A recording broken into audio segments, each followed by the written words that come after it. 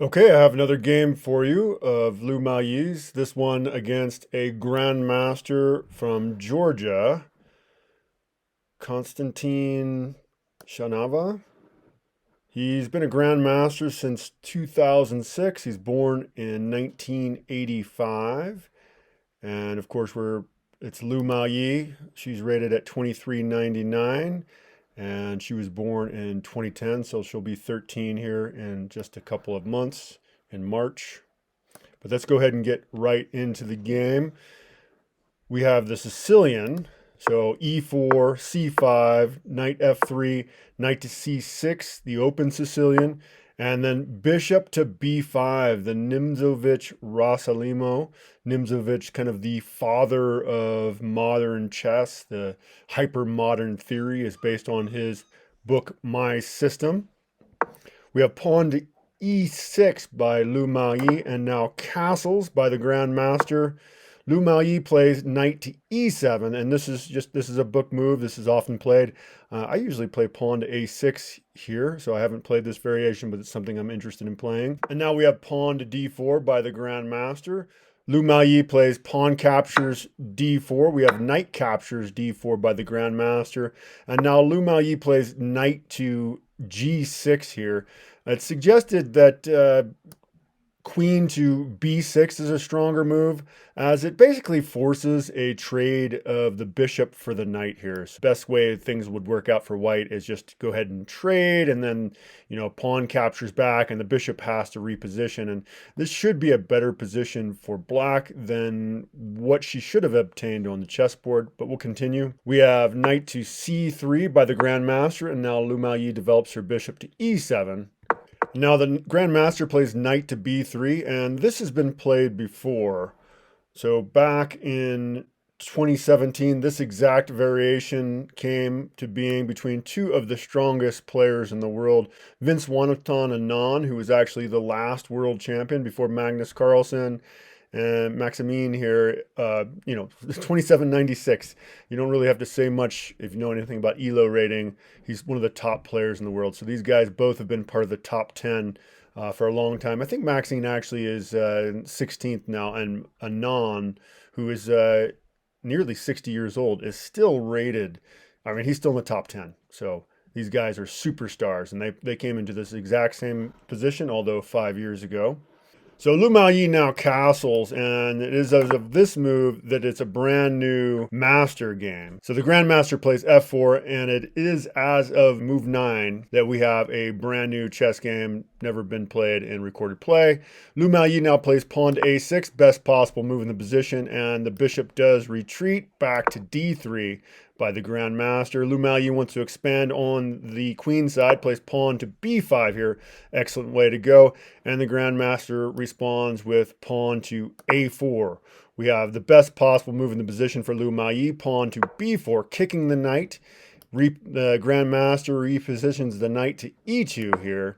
And now we have bishop to b7 by Lu Miaoyi. Bishop now to e3 by the Grandmaster, getting the bishop developed there. And now pawn to d5 by Lu Miaoyi. The Grandmaster finds the absolute best move in the position. Pawn to e5, just grabbing a little more territory in the center. And Lu Miaoyi grabs a little space of her own with pawn to d4 here. We have knight captures on d4 by the Grandmaster, knight captures on d4 by Lu Miaoyi, and now bishop captures on d4 by the Grandmaster. Lu Miaoyi now moves her knight to h4. This is the best possible move in the position, as the bishop and the knight now attacking g2. The best move in the position, the Grandmaster plays rook to f2. And now queen to d5 by Lu Miaoyi. The engine is calling this a mistake. Instead, she should have played pawn to a5, and we'll take a look at that variation now. So better for black would be to play pawn to a5 here. Queen to e2 would be best for white in that case. And now queen to c7 by black. Rook comes to c1 for white. And now knight back to f5 for black. And this should have been a more solid position. This would have been anybody's game. Anyway, let's go back and see what actually happened in the game. So Lu Miaoyi does play queen to d5, the Grandmaster plays queen to g4 here. Definitely a strong move in the position. Lu Miaoyi plays pawn to g6. And now we have rook to e1 by the Grandmaster. It's being suggested the pawn should have been pushed to a5 here. That would have been a better way to go. But we'll continue with what actually happened in the position. Lu Miaoyi plays pawn to h5 here. And the Grandmaster plays the best possible move in the position. Queen to g3. We have queen now back down to d7 now. This was not the best way to go for Lu Miaoyi. She should have played rook to c8 instead. And we'll take a quick look at that variation now. So instead, Lu Miaoyi should have played rook to c8. Bishop should come to b6 for white. And now knight comes back to f5 in this variation as well. Bishop captures knight on f5, e captures f5, and this would have been a more active position for Lu Miaoyi, where we'll go back to what actually happened in the game. So Lu Miaoyi plays queen to d7 here, and we have bishop back to c5 by the Grandmaster. This was not the best move in the position for the Grandmaster. It's a missed win. He should have instead played pawn to f5. And we will take a quick look at that variation now. So instead, the Grandmaster should have played pawn to f5. We'd have knight captures f5. Bishop captures f5 for white. Pawn to h4 would be best here. Queen to f4 for white. And now e captures the bishop on f5. And pawn to e6 would be best for white. Pawn captures e6 for black. And now queen to h6 for white. Bishop to f6 would be the best defense here, but queen captures on g6. Queen to g7 blocking the attack. Queen captures by white. King captures g7 by black. And now rook captures pawn on e6 for white. And things obviously are not going black's way. It's quite obvious that white would be in a far superior position. This is very difficult for black to defend. Anyway, we'll go back to what actually happened on the chessboard. So the Grandmaster plays bishop to c5, and we'll continue. Lu Miaoyi now plays rook to c8. And we have bishop captures bishop on e7 by the Grandmaster. Lu Miaoyi captures back with queen captures bishop. We have knight back to c2 by the Grandmaster. Again, it's suggested to go ahead and push this pawn just to kind of isolate this guy up here.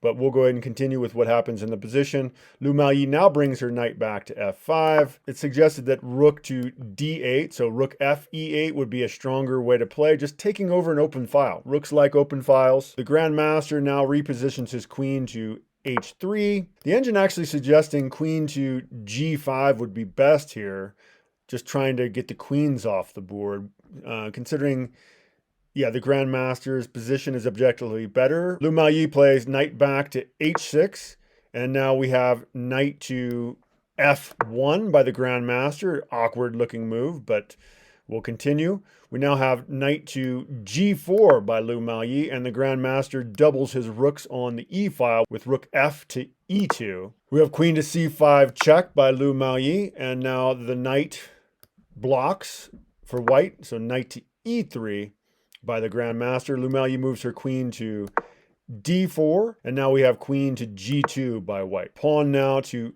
b3 by Lu Miaoyi, opening up attack on the pawn here. The Grandmaster plays the best possible response.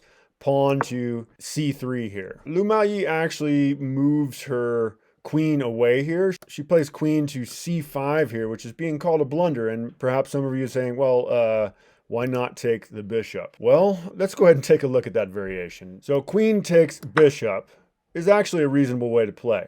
But let's continue with how this would play out best for white would be, so queen captures bishop on d3 by black. Knight captures knight on g4 would be best for white.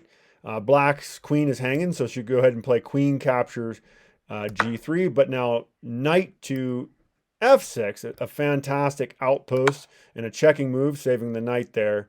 And now the king must move, king g7. And white can go ahead and capture the queen. I don't know. I can kind of see why Lu Miaoyi might not have wanted this situation. This doesn't look super comfortable for black.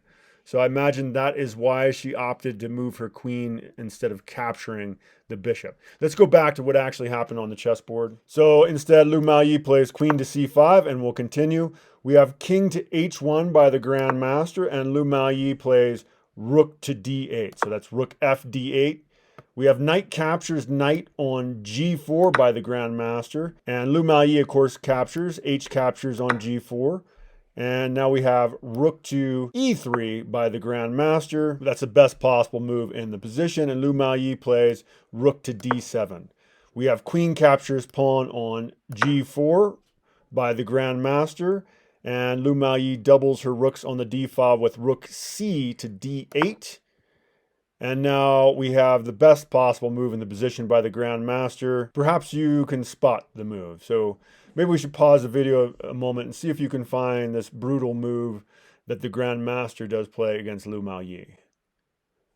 So hopefully you've paused your video if you mean to do that, but bishop captures pawn on g6.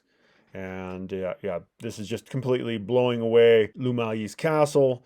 Of course, pawn is pretty much obligated to capture back, so we have f captures g6 by Lu Miaoyi, but just queen captures g6 by the Grandmaster. Lu Miaoyi defends with rook to g7, and the Grandmaster grabs the e-pawn with queen captures e6. We have rook to f7 by Lu Miaoyi, but now rook to g3 by the Grandmaster. Lu Miaoyi repositions her king to f8 here, but just queen to h6 by the Grandmaster. Lu Miaoyi moves the king to e7, and now we have queen to h4 check, and Lu Miaoyi moves back to e8 with her king, and now we have pawn to e6 by the Grandmaster. Lu Miaoyi plays rook to f5 here, and now we have rook g8 by the Grandmaster with check. Lu Miaoyi blocks with her rook, rook to f8, but now pawn to e7 check. Lu Miaoyi captures the g2 pawn with bishop captures g2. And now we have rook captures g2 by the Grandmaster.